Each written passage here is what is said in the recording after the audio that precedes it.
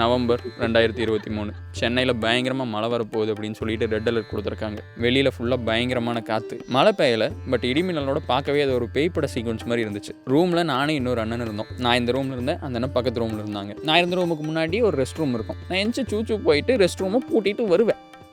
திரும்பி போய் பார்த்தா ஓப்பனில் இருக்கும். இதே மாதிரி ஒரு 2-3 டைம் நடந்துகிட்டே இருந்துச்சு. பட் நான் ஒரு சைடு லேப்டாப் சீரிஸ் பார்த்துட்டு இருந்தேன். ஸோ அதில் பாதி ஃபோக்கஸ், இதில் பாதி ஃபோக்கஸ் இருந்தங்காட்டி ஒருவேளை நம்ம க்ளோஸ் பண்ணாமல் இது வந்துருப்பேனுமோ அப்படின்னு சொல்லிட்டு நான் விட்டுட்டேன். பட் ஒரு 3:30 இருக்கும். நான் எந்திச்சு போய் சூச்சு போயிட்டு டோரை க்ளோஸ் பண்ணுறேன்.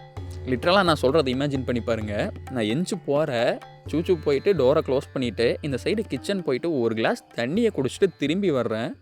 டோர் ஓப்பனில் இருக்குது. அதுவும் ஃபுல்லாக கூட ஓப்பன் ஆகிடும். கரெக்டாக 45 டிகிரி ஆங்கிளும் ஓப்பன் ஆகி நிற்கிது. அந்த டோர் என்னை பார்த்து ஒரு சரசுக்கு ரேரான மாதிரியே இருந்துச்சு. எனக்கு அப்போவே லைட்டாக பயம் இருந்தாலும் தைரியத்தை வர வச்சுக்கிட்டு டோரை பிடிச்சி இழுக்கிறேன். வரமாட்டேது. ஐ மீன் லிட்டரலாக ஸ்டக் ஆகலை, பட் இழுக்க கஷ்டமாக இருக்குது. கஷ்டப்பட்டு இழுத்து போட்டுறேன் ஃப்ரெண்ட்ஸ். சவுண்டு கேட்குது, அப்படிங்கிற மாதிரி ஒரு சவுண்டு கேட்குது.